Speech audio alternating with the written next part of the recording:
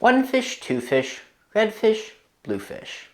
My favorite Dr. Seuss book when I was young seems merely to be a rhyme of questionable quality. I mean, seriously? You're just rhyming fish with fish? But behind its apparent innocuousness is another story. Many Seuss titles have stirred up controversy over the years, such as Hop on Pop, banned for promoting violence, or If I Ran the Zoo, banned for racially charged language. Being read at such an important time in the development of their readers, picture books gain an immense amount of influence on the young children who read them. To explore the power hidden between the lines of picture books, today we'll read a story in 3 parts. First, we'll turn back to the Soviets' use of propaganda in picture books, then we'll flip ahead to the powerful sociological forces surrounding them, and finally we'll discover the unexpected educational strength of postmodern picture books. Let's go back to the early years of the Soviet Union. You're 8 years old and you're handed a book to read.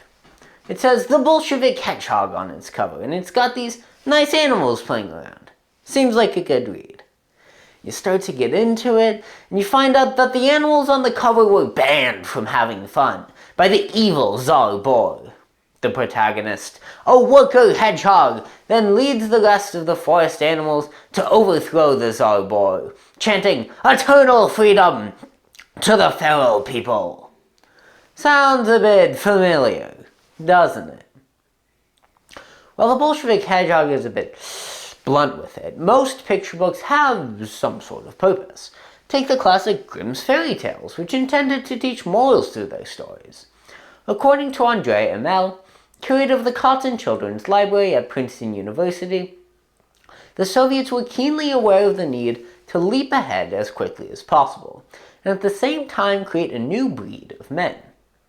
To achieve this, they put out a call for new picture books, with posters, such as this one, with Lenin saying, "Give a new child's book.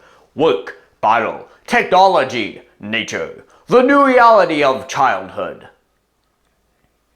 The Soviets' use of propaganda in picture books shows that they can do so much more than just teach good behavior. Their ability to influence the minds of young children who are just developing the lenses through which they see themselves and the world around them is strong enough to influence the plans of global leaders. The new Soviet picture books were key to their literacy campaign, and fantasy books were seen as hostile to the revolution due to their association with the bourgeoisie. As a result, the tremendous artistic firepower that could be captured in the Soviet Union of the 1920s made the hard and unglamorous work of electrification or agriculture seem heroic and patriotic, according to Hamel. While the Soviets' use of propaganda in picture books shows that they can be used to intentionally shape young minds, societies also influence the way their children think through forms of unintentional propaganda in picture books. Picture books can create a sort of perfect storm of powerful sociological forces. There are 2 key factors here.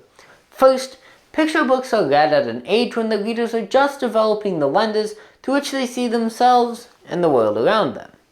And second, pictures are more prescribed than the written word, in the way that they give their readers less opportunity to imagine characters and situations themselves. As a result, the forces that shape the content of picture books influence how young children see the world around them.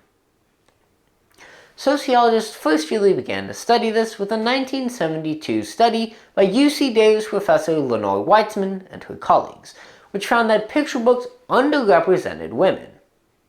Male characters were 11 times more likely to be featured in the Caldecott Award-winning books from the 60s and 70s that they analyzed.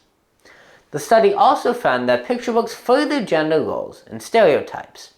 Male characters were portrayed as leaders, while female characters were portrayed as followers, among other stereotypes. In the discussion of the impact of these forces, Weitzman argues that through the world of picture books, little girls are taught to have low aspirations because so few opportunities are portrayed as available to them, and that the world of picture books never teaches little girls that they can find fulfillment outside of the home or through intellectual pursuits. Now that study was published nearly 50 years ago. Have we seen anything change since then? Well, in 2007, Robert Clark revisited the questions asked by Weitzman with some very interesting results. The trend in stereotyping is what one might perhaps expect, a consistent linear decrease since the 1960s. But the trend in representation perhaps diverges more from our expectations. Representation increased into the 80s and 90s, but decreased into the early 2000s. This trend raises a very important question. If picture books shape the way that young children see the world around them, what shapes the content of picture books? Well, Clark points to societal forces themselves in his analysis, noting that the rise and fall of representation correlates with the rise and decline of the third wave feminist movement. Weitzman also notes the importance of societal forces, finding that books with female authors tended to have more female characters. That said, individuals also have a role, as researcher An Young-Yu Lee found. Parents, teachers, and librarians had an immense role in providing their students with culturally authentic picture books.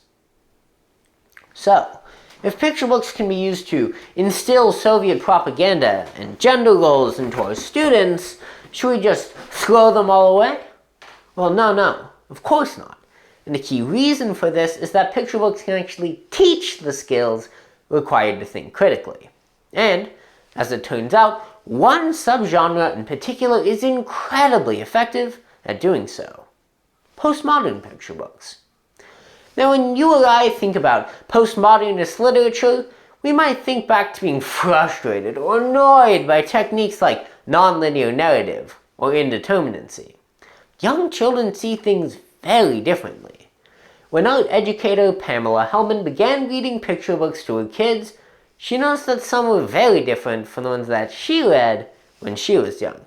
She didn't really like them, but her kids loved the shifting viewpoint, self-reference, and other postmodern techniques. To explore why young children find postmodern picture books so interesting and engaging, researcher Cheryl Edge Partington interviewed a group of students as they read through Voices in the Park, a postmodern picture book that distorted and disrupted time, was indeterminate, and used other postmodern techniques. The kids' first reaction to the book was that it was weird, but as they began to read further, they quickly became interested and engaged with the text due to the challenges created by the postmodern techniques and the curiosity that they stimulated. The problem is, parents and educators don't share the enthusiasm for postmodern picture books that young children have. Take David Maclay's 1991 Caldecott Award-winning Black and White. Maclay describes the subject of the book as the book, and each page has 4 different narratives on it. When asked if they were willing to teach black and white in their classrooms, most educators were hesitant, concerned that it would be just too hard. But Edge Partington finds that the exact opposite is true.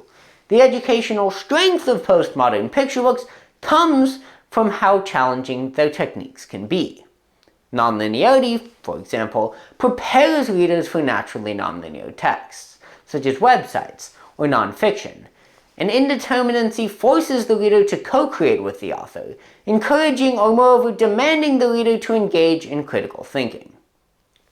Edge Partington leaves educators with an important message, stressing that as the face of reading changes with the influx of digital and interactive media, it's important as educators that we teach our students the strategies required to access these texts. Behind the cover of a picture book is so much more than you or I might initially think there is. It encodes thousands of possibilities to be arranged into different stories, each having a different impact. From this, picture books show us the immense power of the pen, due to their ability to shape the minds of young readers who are just developing the lenses through which they see themselves and the world around them. As a result, picture books show up in history and sociology and at the intersection between literary arts and education.